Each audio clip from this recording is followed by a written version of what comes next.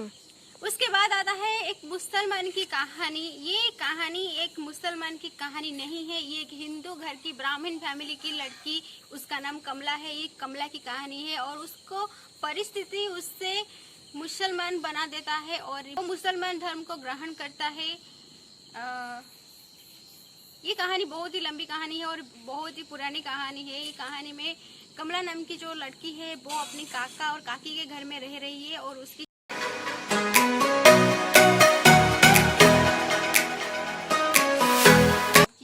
उसके बाद जो कहानी आता है उसका नाम है शास्ती। ये कहानी अगर आप पढ़ोगे तो आपके रोंगटे खड़े हो जाएगी। ये बहुत ही इमोशनल कहानी है। ये कहानी डोमेस्टिक वायलेंस के ऊपर आधारित है। इस कहानी की रिव्यू में ऑलरेडी बना चुकी हूँ। अगर आपको देखना है तो मैं लिंक डिस्क्रिप्शन में दे दूंगी, वहां से आप चेक कर सकते हो। उसके बाद आता है भिखारिन। ये कहानी बहुत लोगों ने इस कहानी को पसंद किया है। ये कहानी एक भिखारी औरत की और उसकी फोस्टर सन की कहानी है। वो जो फोस्टर सन है वो एक डॉक्टर की सन है और वो डॉक्टर की सन जो है वो मेले में खो गया था उससे और वो भिखारी ने उसे पाला है। वो जो डॉक्टर की बेटा है वो बीमार पड़ जाता है और भिखारी ने उस बच्चे के लिए बहुत कुछ किया है। ये कहानी उन दोनों के ऊपर आधारित है। आप ये पढ़ोगे तो आपको बहुत पसंद आएगी। इसके बाद आता है पिंजर। ये कहानी की रिव्यू भी मैं दे चुकी हूँ और ये कहानी एक हॉरर स्टोरी है। ये जो पिंजर है वो एक कंकाल है। ये स्टोरी में ये जो कंकाल है वो अपनी खुद की लाइफ स्टोरी किसी को बता रहा है और ये एक बहुत अच्छी कहानी है। और पिंजर, ये कहानी एक पिंजर की कहानी है। अगर आप ये कहानी पढ़ोगे तो आपको बहुत ही मजा आएगा ये कहानी पढ़ते। ये एक हॉरर स्टोरी है। उसके बाद आता है अपगुंठन। ये एक अमेजिंग स्टोरी है। ये कहानी में लव है, सैक्रिफाइस है। ये बहुत इंटरेस्टिंग स्टोरी है। इसमें ये कहानी जाति प्रथा के ऊपर भी आधारित है और इस कहानी में बहुत सारे ट्विस्ट है। कहानी बहुत ही इमोशनल और हार्ट टचिंग स्टोरी है। नेक्स्ट जो कहानी है उसका नाम है अंतिम प्यार से। जब ये कहानी का नाम मैंने पहली बार सुना तो मुझे लगा कि ये एक प्रेम कथा के ऊपर आधारित है, पर मैंने जब ये कहानी पढ़ा तो ये बहुत ही इंटरेस्टिंग कहानी है। ये कहानी नरेंद्र नाम के एक आर्टिस्ट की कहानी है जो आर्ट करते वक्त सब कुछ भूल जाता है, और कुछ नहीं चाहिए उन्हें। वो आर्ट करते वक्त उनकी पत्नी और पुत्र की भूल जाता है और ये कहानी ये दर्शाता है कि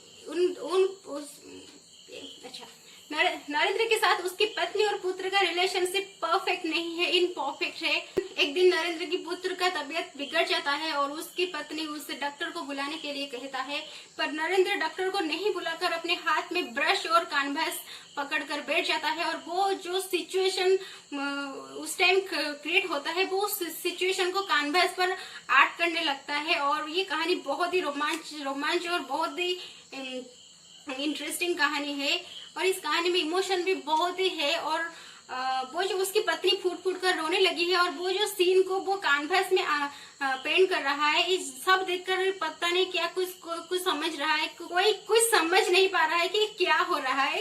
एक पुत्र अपनी मृत्यु से लड़ाई कर रहा है और एक बाप अपनी उस सिचुएशन को कैनवास पर पेंट कर रहा है।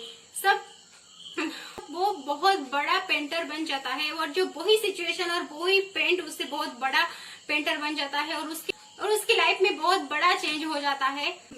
जो पेंट के लिए वो बड़ा पेंटर बन गया है और उस पेंट को वो अंतिम प्यार से नाम देता है।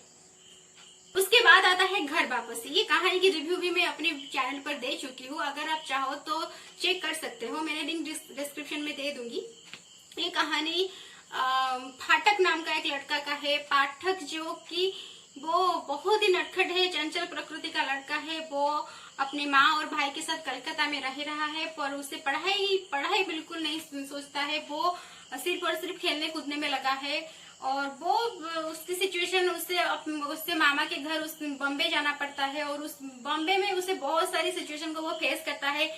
उसकी मामी और उसकी मामी के बेटा भाई उसे बहुत परेशान करते हैं और तो उसकी मामा के घर में उसे बिल्कुल अच्छा नहीं लगता है। वो अपनी माँ भाई और अपने गांव को बहुत मिस करता है। वो अपने गांव वापस आना चाहता है और वो अपनी मामा को कन्विंस करने की कोशिश करता है कि वो कैसे अपने माँ से मिलेगा। तो उसकी मामा ने कहा कि दशहरा आ जाए तो तुम अपने मामा से तुम अपने माँ से तुम अपने माँ से मिलने जाओगे। तो उस उसकी कहानी में अंत ऐसा हुआ है कि वो जो पाठक है वो उसके मामा के घर छोड़कर चला जाता है, और क्या वो अपने घर वापस आएगा कि नहीं, अगर आप एक कहानी पढ़ोगे तो जान पाओगे। उसके बाद जो स्टोरी है इसका नाम है धन का भेंट।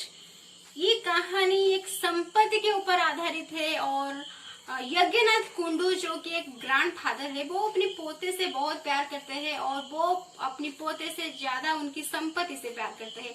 वो सिर्फ और सिर्फ अपनी संपत्ति को बढ़ाना चाहते हैं। और इस स्टोरी में कुछ ऐसा हुआ कि उनके पोता और उनके बेटा दोनों उन्हें छोड़कर चले गए, और वो इतना ज्यादा पैसों से प्यार करते हैं कि वो अपनी माँ और अपनी बीवी का और अपनी बहू का मेडिकल खर्च भी नहीं उठा पाए। हुआ है कि वो जो यज्ञनाथ कुंडू है वो पैसों के पीछे पागल हो जाते हैं। और अब अगर आप ये कहानी पढ़ोगे तो जान पाओगे कि इस कहानी में क्या हुआ और क्या नहीं। वो जो लास्ट कहानी है वो बहुत ही इमोशनल कहानी है। उस कहानी का नाम है अनमोल भेंट। अनमोल भेंट एक ऐसी कहानी है जो ये एक पिता और पुत्र की कहानी पर आधारित है। एक पिता अपनी गलती को सुधारने के लिए अपने पुत्र को ही किसी और को दे देता है। ये कहानी बहुत ही अच्छी है, अगर आप ये कहानी पढ़ोगी तो जान पाओगी। ये कहानी रविंद्रनाथ टैगोर की भी सर्वश्रेष्ठ कहानी है।